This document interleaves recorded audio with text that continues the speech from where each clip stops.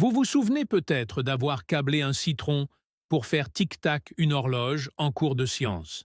Du cuivre d'un côté, du zinc de l'autre, et, hop, de l'électricité produite par le fruit. Et si je vous disais que la terre de votre jardin est comme un citron géant, et que deux métaux enfouis sous terre peuvent décupler son potentiel? Dans les années 1840, Alexander Bain, le père de l'horloge électrique, a alimenté des machines et transformé la croissance des plantes grâce à cette astuce, jusqu'à ce que cette technologie disparaisse complètement. Aujourd'hui, presque personne ne se pose la question. Qu'est-il vraiment arrivé à la pile terrestre? Et pourrait-elle doubler vos récoltes? Juste sous le nez de Big Egg. La réponse commence là où l'électricité rencontre la Terre, et votre jardin ne sera plus jamais comme avant. En 1841, un horloger écossais du nom d'Alexander Bain déposa un brevet qui allait discrètement bouleverser les règles de l'électricité. Au lieu d'utiliser des piles chimiques coûteuses, Bain enfouit deux plaques, l'une en zinc, l'autre en cuivre, dans le sol humide et les reliait par un fil.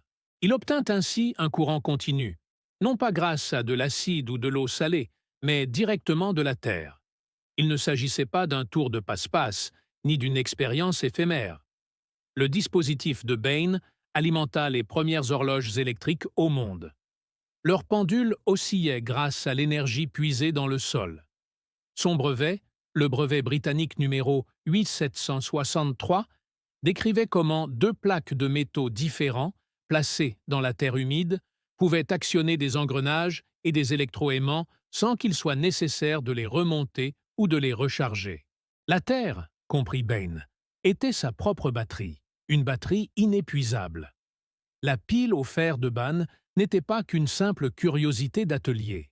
Elle s'est imposée au cœur de la télégraphie victorienne, où le besoin d'une alimentation électrique fiable pour les transmissions longue distance augmentait rapidement. Les stations télégraphiques de toute la Grande-Bretagne ont commencé à utiliser des plaques de cuivre et de zinc enterrées pour transmettre des signaux sur des fils uniques. Le sol servant de voie de retour, cette méthode de retour par la Terre, inspirée d'expérimentations antérieures menées en Allemagne, a permis aux opérateurs d'étendre les lignes et de réduire les coûts. À Hyde Park et le long de la ligne ferroviaire Édimbourg-Glasgow, les plaques enterrées de Bain fournissaient un courant propre et basse tension, souvent d'environ 1 volt par cellule, suffisant pour marquer du ruban de papier à des vitesses surpassant celles des systèmes concurrents. Ces installations n'étaient pas purement théoriques. Les ingénieurs ont démontré que l'alignement des plaques nord-sud et l'enfoncement plus profond du zinc dans le sol permettaient d'accroître la production. Un sol humide était optimal. En sol sec, le courant diminuait et le système nécessitait une surveillance attentive. Mais lorsque les conditions étaient réunies, la batterie géothermique fonctionnait pendant des mois, sans interruption.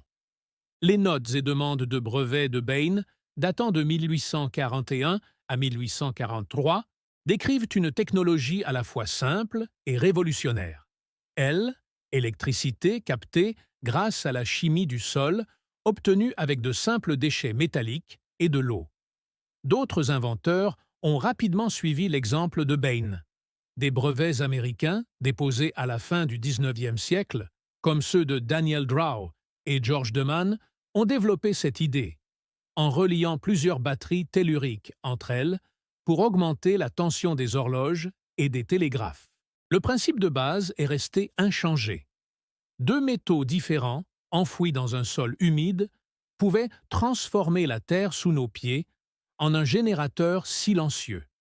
À une époque où les réseaux électriques n'existaient pas encore, c'était une révolution musicale, pourtant insoupçonnée.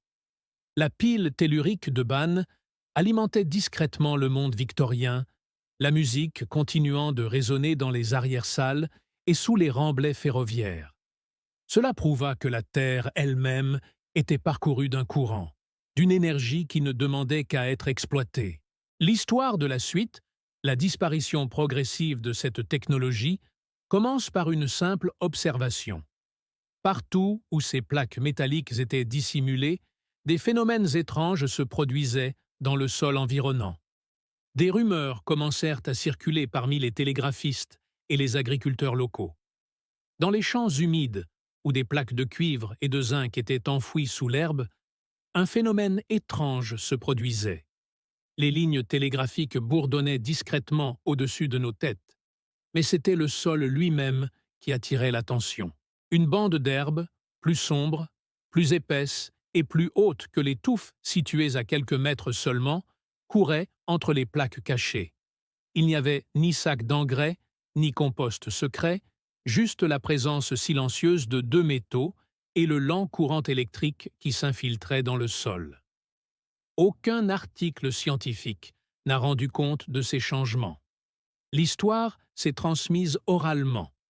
Un chef de gare du Yorkshire a signalé la bande de végétation luxuriante qui longeait un câble télégraphique enterré. Un jardinier de l'Essex plaisantait, en disant que l'herbe semblait savoir où passaient les fils électriques. Ce phénomène se répétait sur les talus boueux et les chemins de campagne. Partout où le sol était parcouru par un courant constant, les plantes alentour paraissaient plus saines et plus vigoureuses, comme si elles bénéficiaient d'un avantage caché. Des décennies plus tard, un médecin du Connecticut nommé George Starr White s'y intéressa. White n'était pas un médecin de campagne ordinaire. Il a consacré sa carrière à la recherche des forces invisibles de la nature, convaincu que l'électricité présente dans le sol pouvait ouvrir de nouvelles perspectives pour l'agriculture. Au début du XXe siècle, il a commencé à promouvoir l'idée que les courants telluriques naturels, qu'il appelait l'électricité, pouvaient être exploités pour améliorer les récoltes. Ses conférences et ses brochures décrivaient des expériences où de faibles courants canalisés dans le sol semblaient raviver la vie dans des champs épuisés. Les affirmations de White étaient audacieuses, mais il prenait soin de ne pas promettre de miracles. Les preuves étaient éparses. Un champ de maïs plus vert ici, une rangée de haricots mûrissant plutôt là. Il proposait surtout des observations et des questions, et non des données chiffrées. Les journaux de l'époque mentionnaient parfois ces phénomènes étranges, mais toujours de manière incidente. Une revue agricole de 1915 décrivait un agriculteur qui jurait que ses pommes de terre poussaient plus gros près d'un fil électrique enterré. Un autre article du Midwest relatait l'histoire de vignes qui semblaient prospérer à côté d'un vieux poteau télégraphique. Le schéma était toujours le même. Pas d'essais contrôlés, pas d'approbation officielle, juste une rumeur persistante selon laquelle quelque chose dans le sol nourrissait discrètement les plantes. Pour beaucoup, ces histoires n'étaient guère plus que du folklore. Mais pour des expérimentateurs comme White, elles laissaient entrevoir une dimension cachée de la vie du sol, un lien entre l'électricité et la croissance que la science n'avait pas encore expliqué. La question demeurait. La Terre elle-même nourrissait-elle ces plantes? Ou n'était-ce qu'une illusion d'optique? La prochaine étape serait de trouver un mécanisme réel, quelque chose qui puisse transformer ces observations éparses en une méthode reproductible. Le cuivre et le zinc, placés dans un sol humide, ne se contentent pas de rester inertes sous terre. Elles déclenchent une réaction chimique qui transforme la Terre elle-même en un circuit vivant. Le principe scientifique sous-jacent est appelé action galvanique. Voici comment cela se produit. Le zinc, le métal le plus réactif, commence à perdre des électrons. Ces électrons circulent dans un fil conducteur connecté à la surface, à la recherche d'une plaque de cuivre. Le sol sert de pont, transportant des ions chargés entre les deux métaux. Ce flux d'électrons est un courant continu, le même type de courant qui alimentait autrefois les horloges et les télégraphes électriques de Bonn. Mais dans le sol, ce courant se comporte tout autrement. À l'échelle microscopique, la plaque de zinc agit comme une anode. Elle cède des électrons et se dissout lentement, libérant des ions zinc dans le sol environnant. La plaque de cuivre, la cathode, reçoit les électrons et contribue à la réalisation de la réaction. L'humidité du sol est essentielle. Les molécules d'eau, associées aux minéraux et sels dissous, permettent aux ions de se déplacer librement. Sans suffisamment d'eau, le courant s'interrompt. Dans des conditions optimales, sol humide et légèrement acide, la tension entre le cuivre et le zinc peut atteindre environ 0,8 à 1,1 volts. Ce n'est pas grand-chose, mais c'est suffisant pour déclencher une série de changements souterrains. Ce courant faible, mais constant, commence à rompre les liaisons chimiques du sol. Les nutriments qui étaient emprisonnés sous forme de composés stables, comme les phosphates, le calcium et le potassium, commencent à se déplacer. Ce processus s'appelle l'électrolyse. À mesure que les ions migrent sous l'influence du champ électrique, certains deviennent plus disponibles pour les racines des plantes. C'est comme si la batterie déverrouillait un garde-manger qui a toujours été là, mais hermétiquement fermé. Il s'avère que les plantes peuvent percevoir cette tension. Leurs racines ne sont pas de simples pailles passives qui absorbent l'eau et les minéraux. Des décennies de recherche en physiologie végétale ont montré que les racines réagissent en réalité aux champs électriques, un phénomène appelé électrotropisme. Lors d'expériences en laboratoire, les racines se courbent et croissent vers la cathode, la plaque de cuivre. Exposées à de très faibles gradients de tension, certaines études montrent que les racines peuvent détecter des champs aussi faibles que 1 millinivert par centimètre. L'effet est subtil dans la nature, mais dans un jardin équipé de plaques de cuivre et de zinc, les racines sont attirées vers la zone où les nutriments sont les plus mobiles. Le résultat est un double avantage. Davantage d'ions disponibles dans le sol et des racines qui les recherchent activement. Il ne s'agit ni de magie ni de vœux pieux. C'est une réponse documentée en biologie végétale.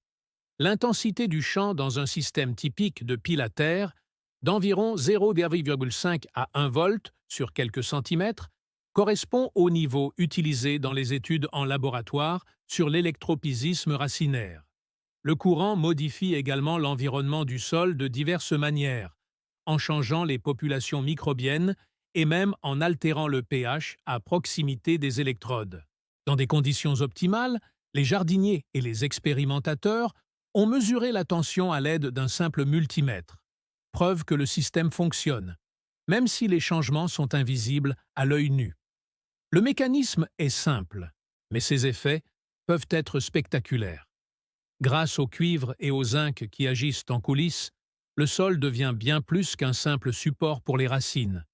Il devient un acteur à part entière de la vie de la plante, canalisant l'énergie et libérant des ressources qui, autrement, resteraient inaccessibles.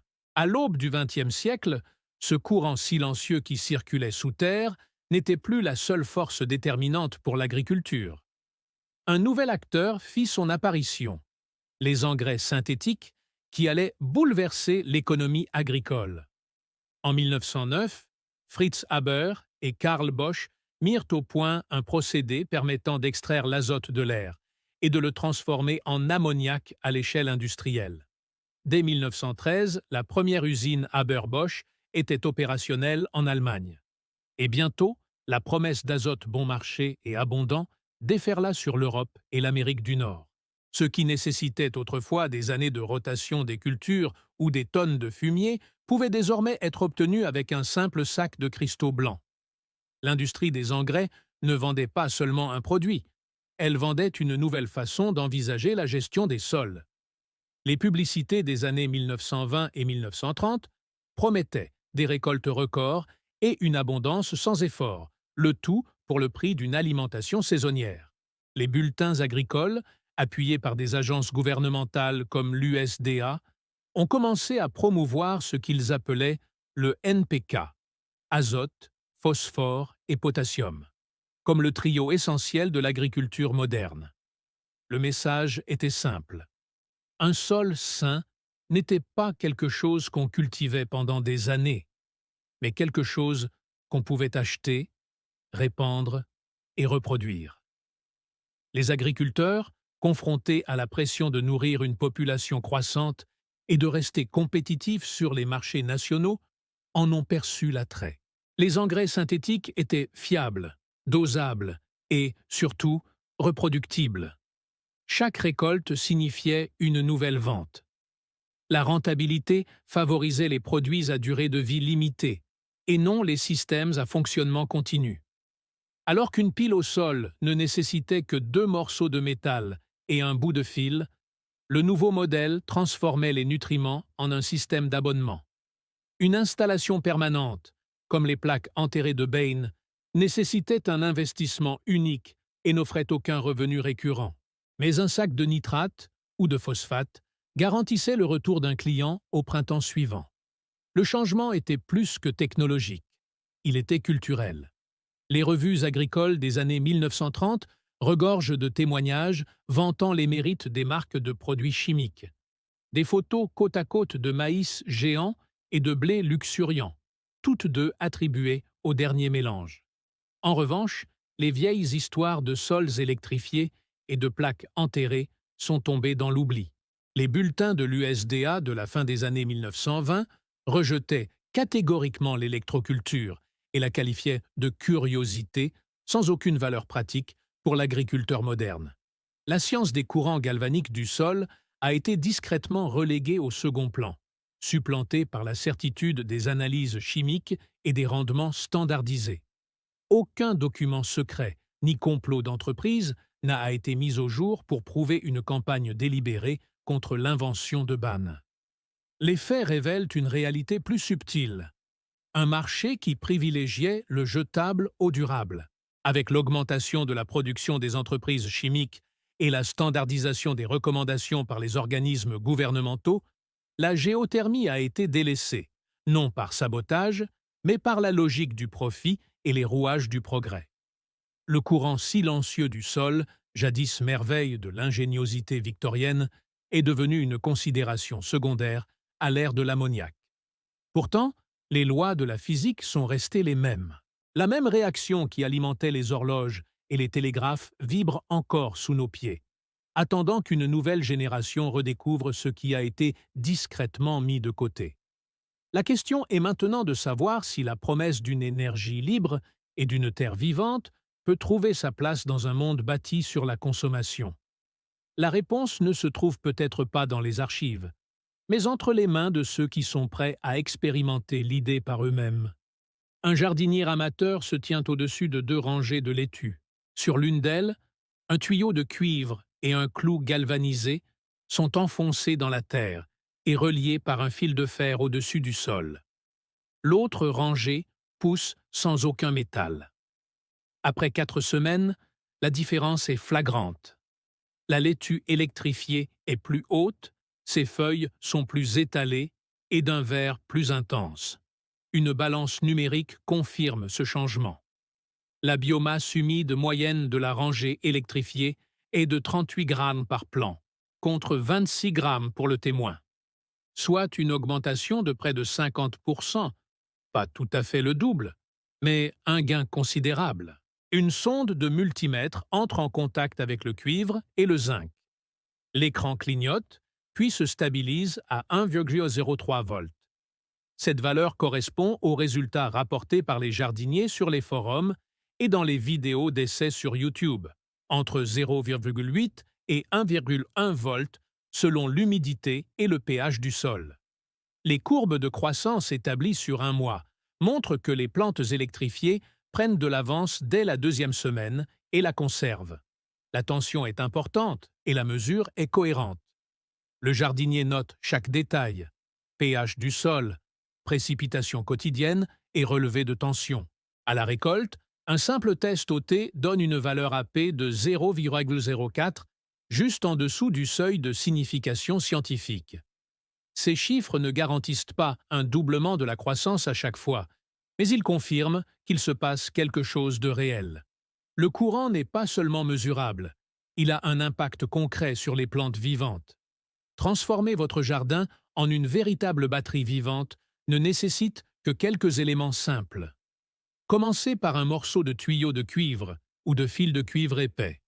Environ 15 à 20 cm suffisent pour la plupart des plates-bandes. Pour l'autre moitié du tuyau, utilisez un clou galvanisé ou une bande de zinc, également de 15 à 20 cm de long.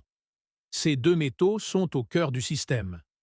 Vous aurez besoin d'un morceau de fil isolé suffisamment long pour relier le cuivre et le zinc, avec un peu de marge pour que la connexion reste au-dessus du sol.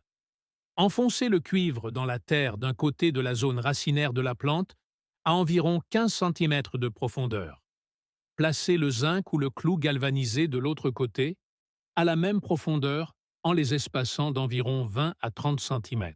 L'important est de les maintenir dans un sol humide, car si la terre s'assèche, l'effet s'estompe rapidement.